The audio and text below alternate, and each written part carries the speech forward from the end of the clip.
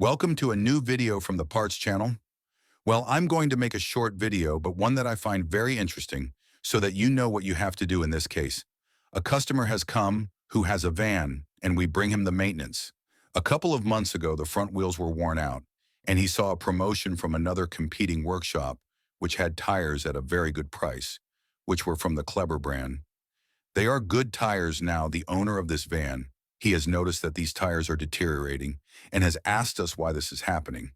Let's see if they are Chinese tires, the cheap ones. These tires are not Chinese. Look what the problem was. These tires don't even have 1,000 kilometers. The problem, if you look closely, you see the rotation arrow. That arrow that says rotation is that the rotation here goes to the left, and these tires, the direction of traffic, is to the right. They have mounted the tire that would go on the left side on the right side and the right one on the left.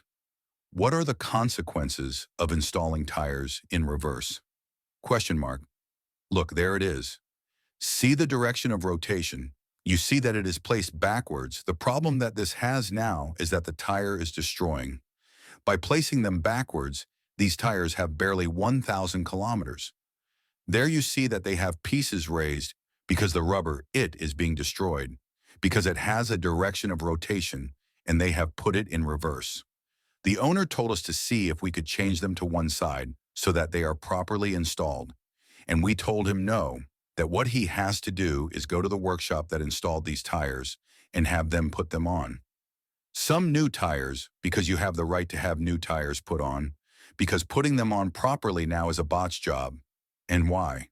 Because these are already very deteriorated and they will last a very short time. If this happens to you, I insist, go to the workshop that installed them and have them put on new, well-fitted tires. This is not common, but when these things happen, the workshop has to assume its responsibility. Well, here I leave you this short video. If it has been useful to you, then don't forget to give a like and subscribe to the channel.